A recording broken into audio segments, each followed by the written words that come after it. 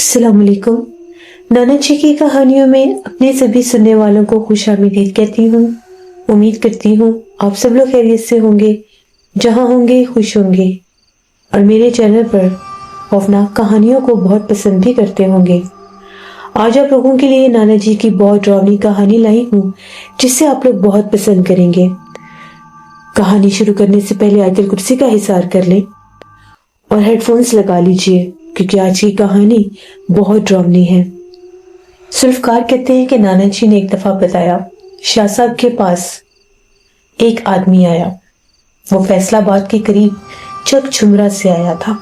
सर्दियों के दिन थे। वो नौजवान था, लेकिन था बहुत ज्यादा खौफजदा, और शाह साहब से मिलकर ये कह रहा था कि मेरी मदद कीजिए, मैं बहुत ज्यादा डर में हूं। शाह साहब ने कहा, डरने की बिल्कुल भी जरूरत नहीं, मुझे बताओ मसला क्या है। उसने बताया कि मैं चक झुमरा का जो पुराना रेलवे स्टेशन है, वहां का जो गोदाम है एक, जहां पर जितने भी सामान होते हैं, जितने भी सामान लोड होकर जाने होते हैं, जिनको हम लोग वहां की माल गाड़ी में भरते हैं, उन डिब्बों की मैंने हिफाजत करनी होती है। मैंने वहां पर रात को ड्यूटी देनी होती है। वो सामान मैंने ही मालगाड़ी में लोड करवाने होते हैं, और जो मालगाड़ी से सामान आता है मैंने ही उन्हें उतरवा कर उस गोदाम में रखवाना होता है।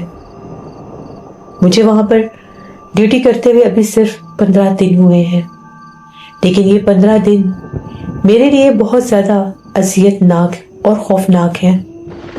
पहले दिन जब मैं वहां पर ड्यूटी करने गया तो रात का टाइम था, तकरीबन 2 बजे का।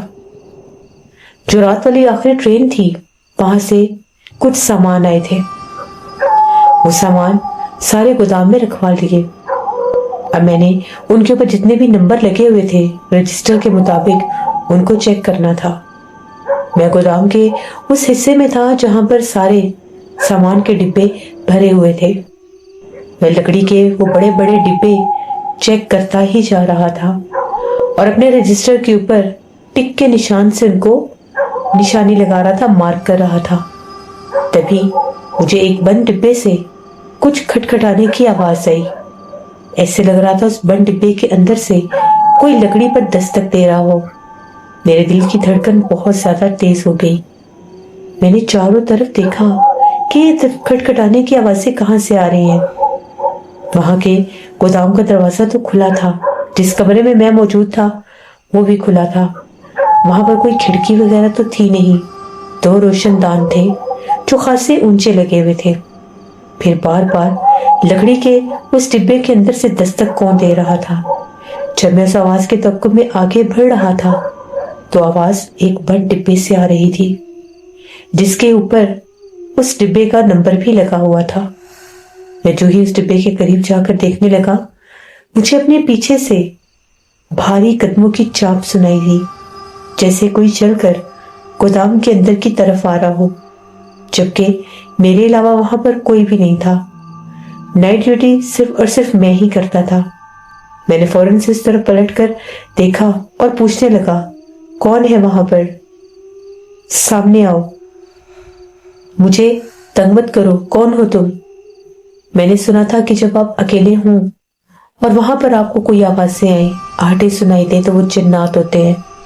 मेरे ज़हन में वही सब था, क्योंकि इंसान तो कोई अंदर आ नहीं सकता था, बाहर का गेट बंद था। तो फिर ये कौन था? कदमों की छाप और करीब से करीब तक आती जा रही थी। मैं तेजी से आगे बढ़ा और जो ही मैंने लालटेन उठाकर उस अंधेरी गैलरी की तरफ देखा तो दूर मुझे कोई जाता हुआ दिखाई दिया। ऐसे लग रहा था कि किसी की टांग खराब है और अपनी टांग को घसीट कर चल रहा हो। ये कौन है? मैं आगे बढ़ने लगा तो उसका लिबास, उसका दुपट्टा पीछे तक था। वो कोई औरत थी। उस औरत ने जैसे अपने बाल खोले हुए थे, लेकिन एक टांग इतनी खराब थी कि घसीट रही थी।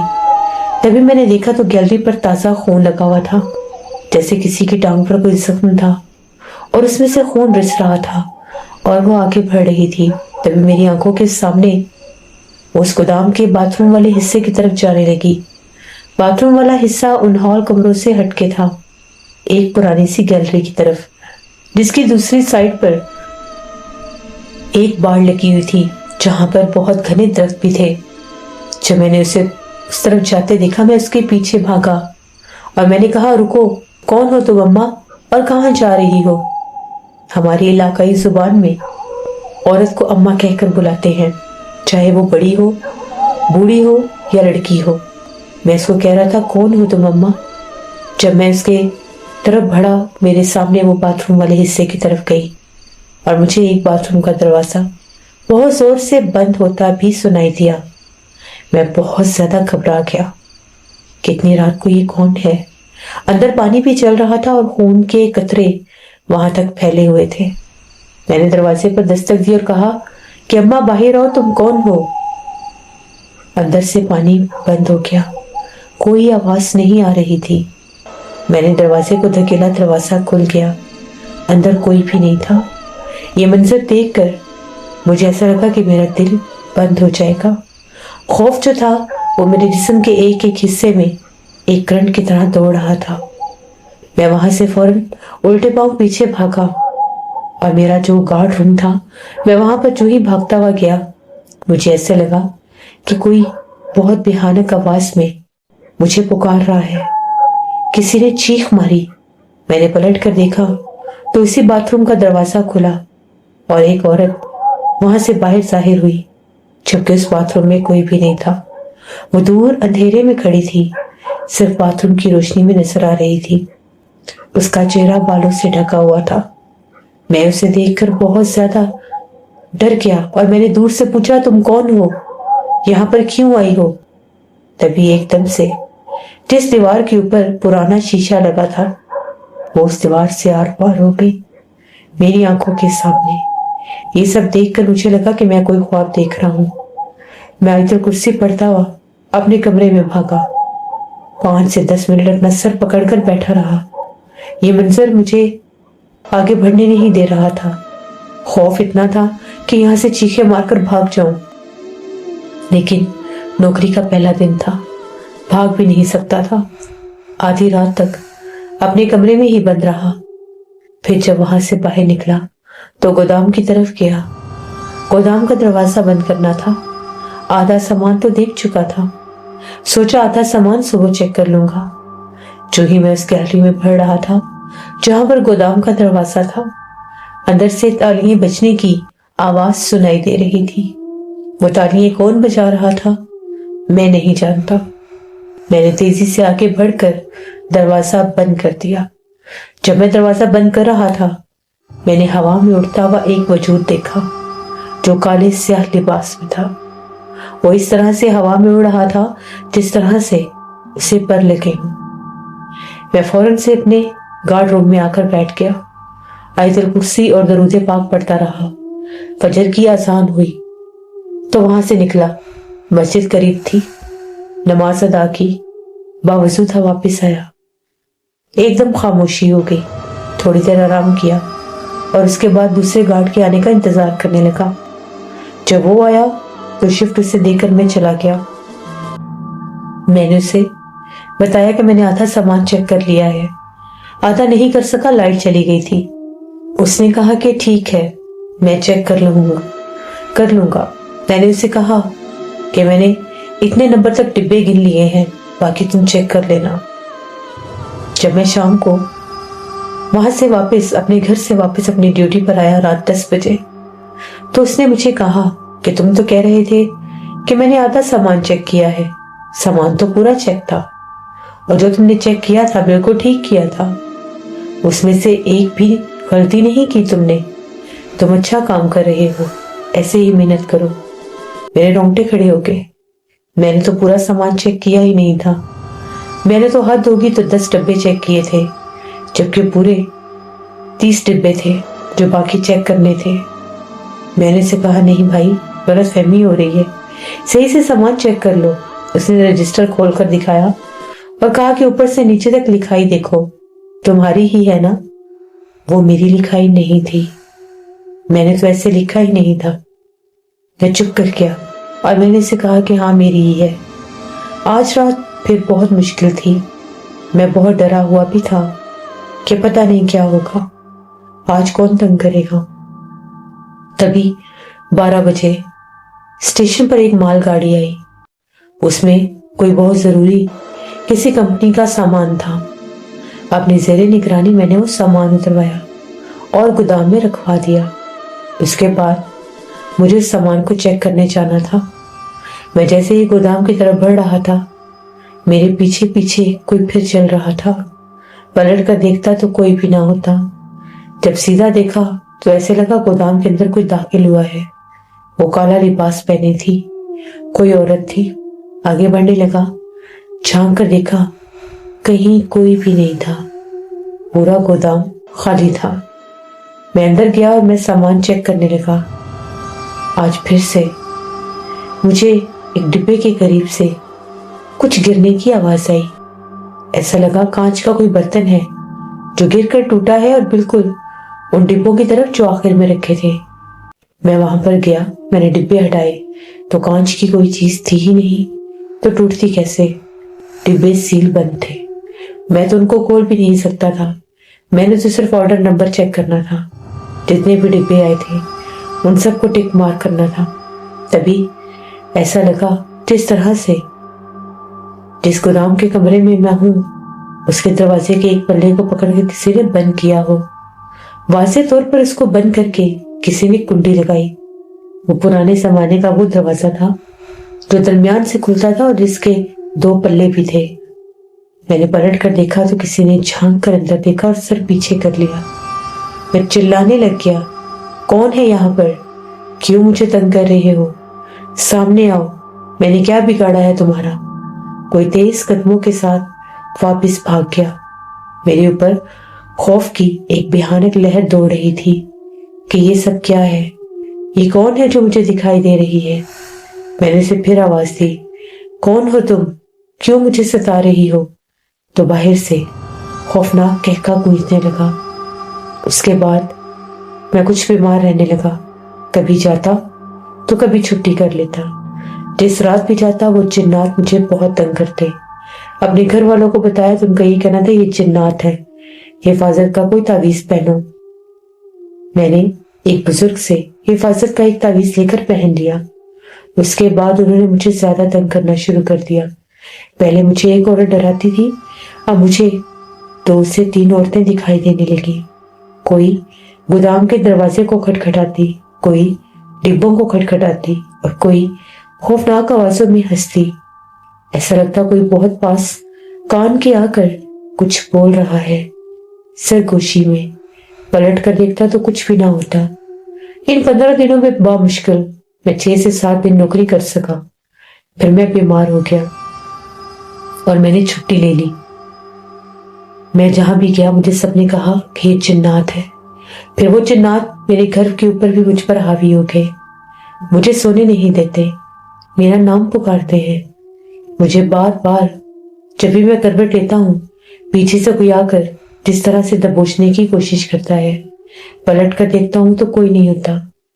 گہری نیند میں ہوتا ہوں تو وہ کان کے پاس آ کر باتیں کرنے لگتا ہے۔ اس کی آواز اتنی خوفناک ہے، اتنی خوفناک ہے کہ دل پر اثر ڈالتی ہے۔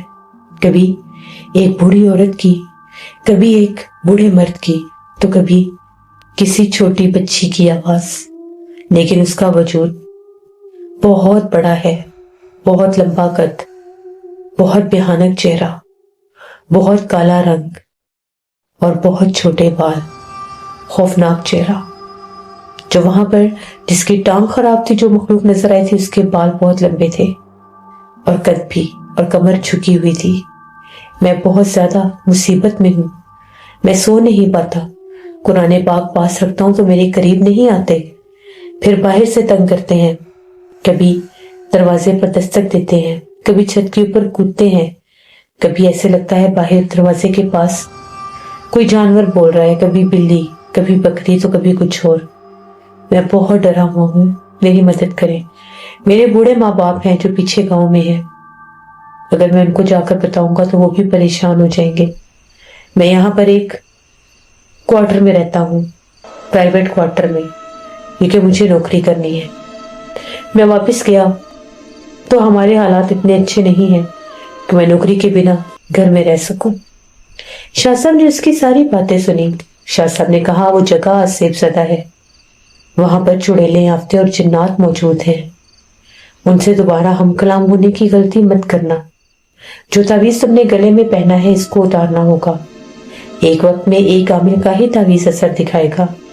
मैं तुम्हें दम करूंगा, पानी भी दम करके दूंगा, और 2 तावीज़ होंगे, एक तुम गले में पहनोगे और एक तुमने जो तुम्हारा गार्ड रूम है वहां पर लगा देना है। तुम्हारे करीब कोई भी नहीं आ सकेगा। इस तावीज़ के बाद कोई तुम्हें गोदाम में दिखाई दे या चाहे कोई तुम्हारे पीछे भी खड़ा हो जाए, उस पर ध्यान मत देना।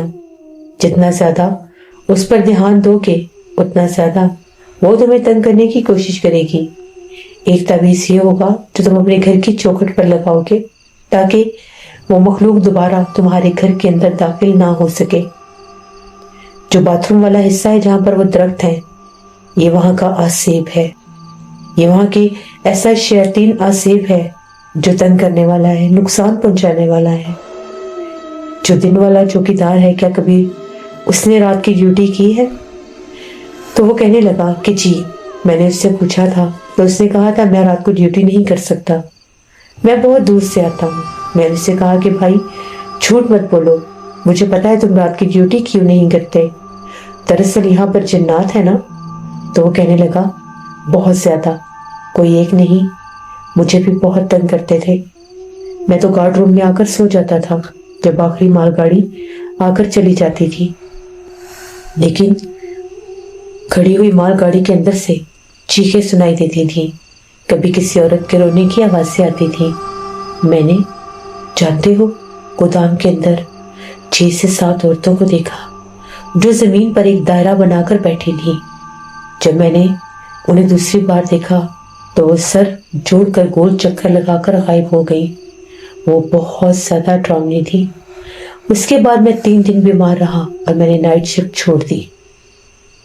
मैंने जब ये सुना, मैंने उसे कहा कि मैंने भी अपनी आंखों से देखा है, वो बहुत सी है, मैं भी नाइट शिफ्ट नहीं करूँगा, मैं ये नौकरी छोड़ दूंगा।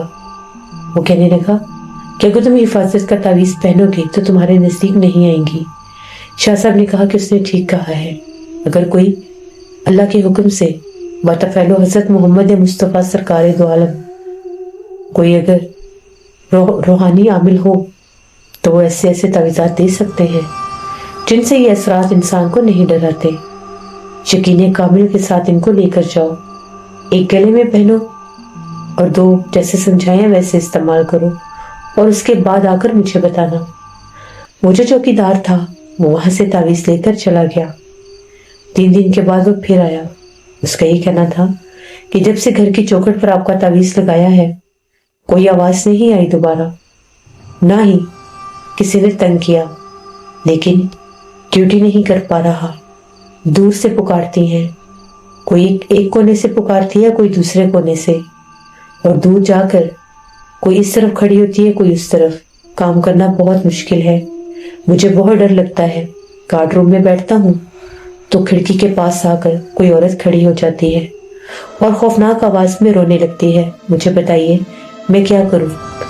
शाह साहब ने कहा कि वो मखलूक़ात बहुत ज़्यादा है, बेहतर यही है कि दिन के टाइम की नौकरी कर लो, रात की शिफ्ट छोड़ दो, वरना हो सकता है कि वो तुम्हें ऐसे ही डराती रहे। करीब तो आ नहीं सकेंगी, लेकिन डर के मारे भी इंसान की हालत खराब हो जाती है। वो स्टेशन क्या आबाद है? तो उसका ये कहना था कि स्टेशन तो आबाद है लेकिन इतना ज्यादा नहीं। ट्रेन सिर्फ 2 टाइम आती है और मालगाड़ी सिर्फ रात 12 से 1 बजे के दरमियान जो सामान लेकर आती है बस। और मुसाफिर भी बहुत ज्यादा नहीं होते। ट्रेन फिर भी आकर रुकती जरूर है। स्टेशन मास्टर आखिरी मालगाड़ी के आने तक रुकता है, वो भी चला जाता है। उसके बाद स्टेशन पर और गोदाम पर मैं बिल्कुल अकेला होता हूँ, लेकिन अकेले होने के बावजूद कोई मुझे अकेला रहने नहीं देता। मुझे वहां पर बहुत से वजूद दिखाई देते हैं, वो बहुत ज्यादा खौफनाक हैं। उनकी आंखें दूर से चमकती हैं, उनकी आंखों से ऐसी रोशनी निकलती है जिस तरह से कोई आग के रंग की रोशनी होती है। मैं इससे ज्यादा उन्हें बर्दाश्त नहीं कर सकता। मेरे दिल पर असर पड़ता है। वो बहुत सी है। शाह साहब ने कहा कि बेहतर यही है कि दिन की नौकरी कर लो, और अगर नहीं कर सकते तो ये नौकरी छोड़ दो। फिर वो चला गया। ये एक कहानी थी जो नाना जी ने हमें जगझूरा की बताई। वो शुक्रिया जुल्फकार आपको। मिस्र, इसमें कोई शक नहीं है कि जो वीरान गोदाम होते हैं, जो वीरान खाली जगह होती हैं, वहां पर जिन्नात का बसेरा होता है। गोदाम में लोग अपना माल रख के उसे बंद कर देते हैं और सिर्फ जरूरत के तहत ही वहां पर जाते हैं जब उन्होंने वहां से कोई सामान लेना हो। फिर जिन्नात अपना आप जाहिर करते हैं और वहां पर अपना बसेरा कर लेते हैं, क्योंकि एक तो वो जगह बंद होती है, दूसरा बिल्कुल भीड़ भाड़ से दूर, और तीसरा अंधेरे में डूबी हुई। ये जिन्नात के रहने के लिए बहुत आइडियल चीजें हैं। जब भी कहीं नौकरी करें तो पहले जगह का मुआयना जरूर किया करें कि क्या वहां पर नौकरी दे सकते हैं कि नहीं। ये थी नाना जी की आज की कहानी। उम्मीद करती हूँ आप लोगों को पसंद आई होगी। अपना फीडबैक मुझे जरूर दीजिएगा। जो लोग चैनल को विजिट कर रहे हैं, अभी तक सब्सक्राइब नहीं किया, तो मेरे चैनल को जरूर सब्सक्राइब करें। यहाँ पर मैं ऐसी ही खौफनाक कहानियाँ लाती रहूंगी। अपना बहुत सा ख्याल रखें। अपनी जरूर दुआ में मुझे, मेरी फैमिली, मेरे पूरे पाकिस्तान को याद रखिएगा। Thank you for listening my stories. Stay tune. अल्लाह हाफिज़।